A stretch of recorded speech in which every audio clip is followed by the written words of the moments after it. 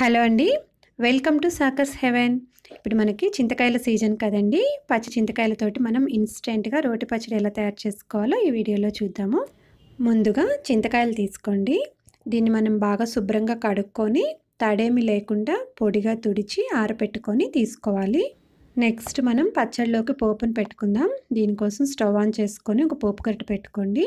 అందులో 2 స్పూన్ల ఆయిల్ వేసుకొని 2 ఎండుమిరపకాయలు, 1 స్పూన్ మినపగుండ్లు, 1/2 స్పూన్ మెంతులు, 1 స్పూన్ ఆవాలు, 1 స్పూన్ జీలకర్ర తీసుకుంటున్నాను.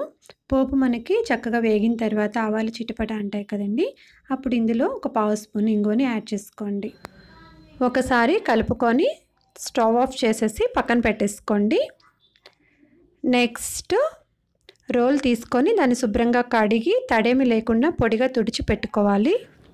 ఇప్పుడు పచ్చిమిర్చి తీసుకుంటున్నాను.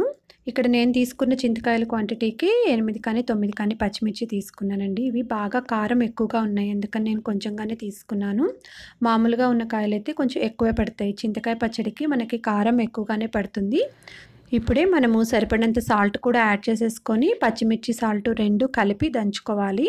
మనము డైరెక్ట్గా పచ్చిమిర్చి ఒక్కటే దంచేసినట్లయితే కలర్ చేంజ్ అయిపోతుంది. సాల్ట్ కూడా కలిపి దంచుకుంటే మనకి పచ్చిమిర్చి కలర్ సేమ్ అలాగే ఉంటుంది. ఇప్పుడు ఈ పచ్చిమిర్చి వరకు ముందు మనము మెత్తగా పేస్ట్ లాగా తయారు చేసేసుకోవాలి. ఇప్పుడు మనకి ఇది పేస్ట్ అయిపోయింది కదా, దీన్ని నేను ఒక చిన్న బౌల్లోకి తీసి పక్కన పెట్టేసుకుంటున్నాను.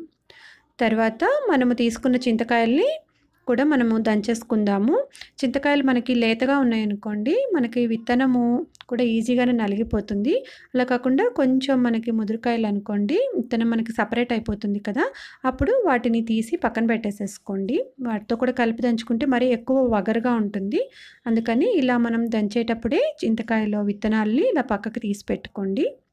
ఇంకా కొన్ని పీచులు కూడా ఉంటాయి కదా, వాటిని కూడా తీసేసి ఇలా బాగా మెత్తగా దంచుకోండి. చింతకాయల వరకు బాగా మెత్తగా అయిపోయిన తర్వాత ఇందాక మనం పచ్చిమిర్చి పేస్ట్ రెడీ చేసి పెట్టుకున్నాం కదా, దాన్ని కూడా ఇందులోనే వేసేసుకొని మిక్స్ చేసేసుకుందాము. మనము రోట్లో దంచుకునేటప్పుడు అన్నీ కలిపి ఒకటేసారి దంచితే మనకి చక్కగా గ్రైండ్ అవ్వదు. సో అందుకని ఒక్కొక్కటి వేసుకొని సపరేట్గా దంచి పక్కన పెట్టేసుకుందాము.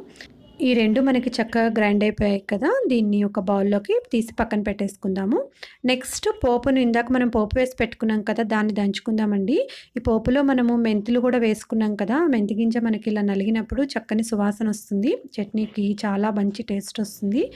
చింతకాయలు మనకి బాగా పుల్లగా ఉంటాయి కదా, మనకి ఇది ఎక్కువ పులుపు అనిపించకుండా టేస్ట్ని బ్యాలెన్స్ చేస్తుంది. ఇప్పుడు ఈ పోపు మనకి చక్కగా మెదిగిపోయిన తర్వాత ఇందాక మనం ఒక బౌల్లోకి తీసి పెట్టుకున్నాం కదా చింతకాయ పచ్చిమిర్చి పేస్ట్, దాన్ని కూడా ఇందులోనే యాడ్ చేసేసుకొని మెత్తగా నూరుకోవాలి. ఇక్కడ నేను కొన్ని ఎండుమిర్చి కూడా యూస్ చేశాను కదండి, సో అందుకని కలర్ అనేది మనకి కొంచెం మారుతుంది. అలా కాకుండా ఇందాక మనకి పచ్చి చింతకాయ కలర్లో యాసిటీస్ అలాగే ఉండాలి అనుకుంటే పచ్చిమిరపకాయలే కొంచెం ఎక్కువగా వేసుకోండి, ఎండుమిర్చిని స్కిప్ చేసేయచ్చు.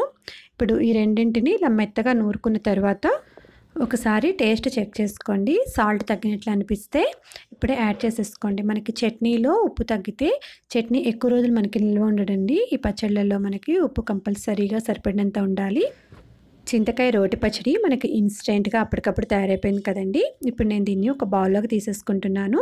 Thank you so much for watching this video. ఈ వీడియో మీకు నచ్చితే లైక్ చేయండి, వీడియోస్ని షేర్ చేయండి. మరిన్ని వీడియోస్ కోసం మా ఛానల్ని సబ్స్క్రైబ్ చేసుకోండి.